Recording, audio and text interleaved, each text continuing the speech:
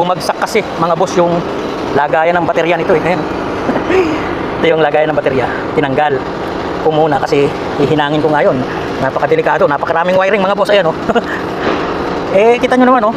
Oh, ang dami ko nang nahinang dyan, bulok na pati yung kaha. Ayan, kaya nilagyan ko na lang ng extra support. Ayan, so far ngayon, oh yan, matibay na kahapon. Gumagalaw yan kasi ang reklamo nga nung driver, may lumalagit-ngit daw, akala niya sa makina.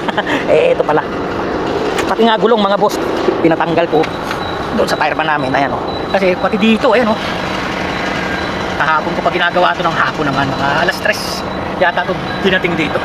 So ayan, dami ko nang na-spot weld dyan.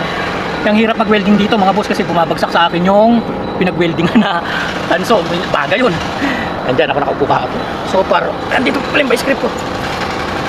So far okay na. Ayan, may fix na natin ang maayos. Di ba? Oo. Ganun lang mga boss. Ayan, tikin-tikin nyo rin yung inyong mga lagayan ng baterya.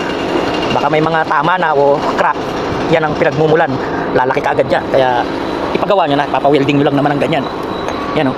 So ito yung baterya niya mga boss. Tapos ayun naman yung gulong niya. Tinalang doon. Pero may safety naman yan. May jack ako. Tsaka ito. So, safety yan. Nakababayan jack. Nakatukod yan. Kaya hindi rin ako mababagsakan. So ganun lang mga boss. Na-share ko lang sa inyo. Maraming salamat sa mga kapanood. Pinuha na nila. Yari na kasi.